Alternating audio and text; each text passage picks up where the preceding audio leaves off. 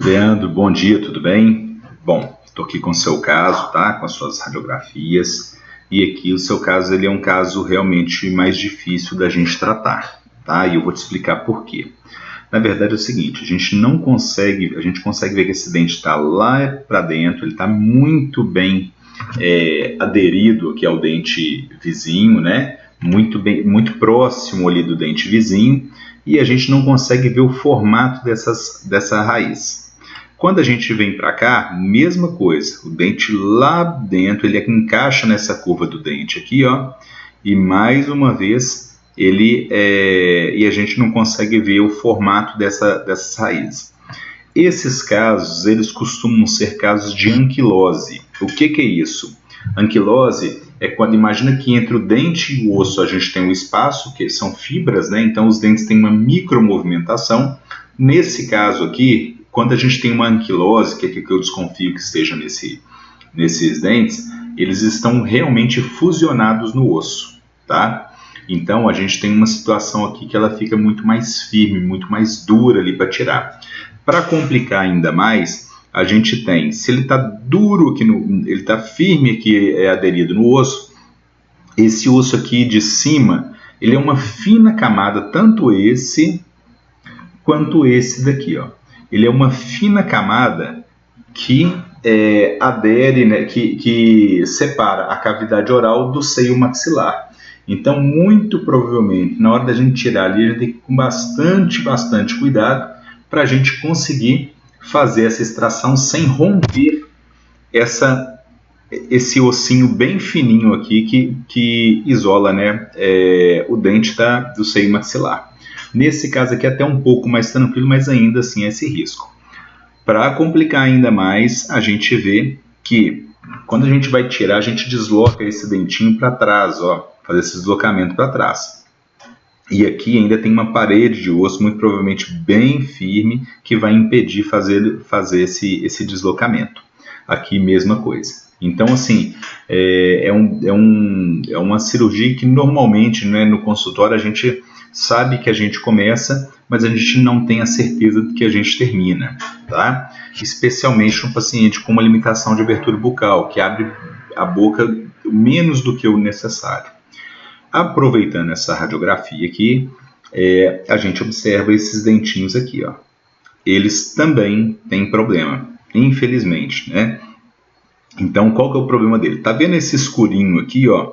Isso daqui é uma pelinha que recobre a coroa do dente. Isso daqui chama folículo pericoronário. Qual que é o problema? Em algum momento da vida, ele pode aumentar a espessura dele e virar um cisto dentígero, como possivelmente já está acontecendo aqui, ó. Mas isso é possivelmente, tá? O que acontece? Tirou o dente, tirou essa pelinha, está tratado, né? O cisto dentígero nessa lesão. Então, aqui eu não estou falando que tem nem que não tem um cisto dentígero, ou seja, que esse folículo pericoronário já transformou ou não no cisto dentígero. Eu estou falando que eu tenho sinais aqui sinais de alerta, tá? Esse daqui, mesma coisa. A gente vê até o osso mais branquinho aqui, para a gente ver a consistência firme, né? A densidade desse osso, bem forte aqui também. Mas ele também tem o risco disso daqui se tornar um folículo pericoronário. Os de cima também? Também. Aqui, ó, dá para ver aqui um pouquinho dele, né? Deixa eu ver esse daqui. Aqui, ó, mesma coisa. Esse espacinho aqui mais escuro, tá? E aí, enfim, mais uma vez para a gente piorar o caso. A gente tem a raiz que ela é mais volumosa do que a própria coroa. Então imagina como se fosse um punho aqui. Só eu puxando ele para cima, né? Ele fica retido nessa região. O próprio osso segura ele para sair, tá? E uma proximidade bem grande aqui do canal mandibular, tanto nesse, né, quanto nesse aqui. O que isso significa?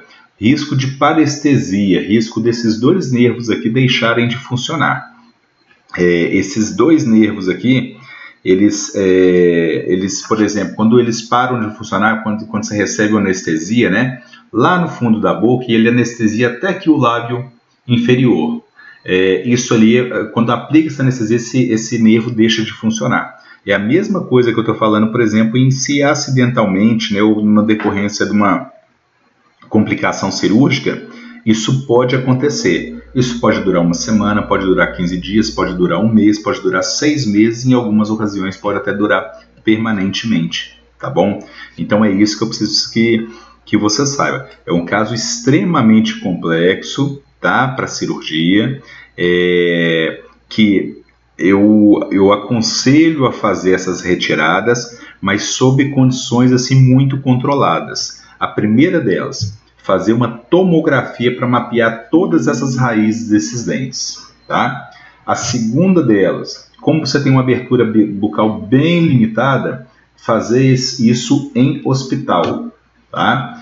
E a terceira delas, fazer isso com um equipamento que se chama piezo. Por quê? O piezo, normalmente a gente vai soltar esse dentinho aqui com uma broca. E o pie é uma broca, né? Então, às vezes eu vou vir aqui perto do nervo aqui, ó, e existe um risco de pegar esse nervo, né? A gente não consegue dar isso a gente faz isso um pouco às cegas. Não é totalmente às cegas, mas a gente não tem tanto controle disso que a gente está fazendo. Quando a gente utiliza o piezo, ele vai fazer essa canaleta, ele vai soltar esse dente, ou então vai partir o dente, que certamente será necessário, através de vibração. Então quando ele pega em tecido duro, ele vibra até cortar. Quando ele pega em tecido mole, normalmente ele vibra, né, sem machucar. É claro que ainda assim existem riscos de complicações, mas nesse caso aqui, quando a gente utiliza o piezo, a gente cai drasticamente nessa possibilidade de uma lesão do nervo alveolar inferior, que seria esse, né? E esse daqui, tá bom? Então, assim, um caso extremamente complicado, que requer um excelente planejamento, que requer equipamentos muito próprios para esse tipo de cirurgia, tá? E é isso aí. Qualquer dúvida você me manda, mas não é um caso que a gente costuma fazer no consultório, não. Bom, um abraço e eu fico à disposição.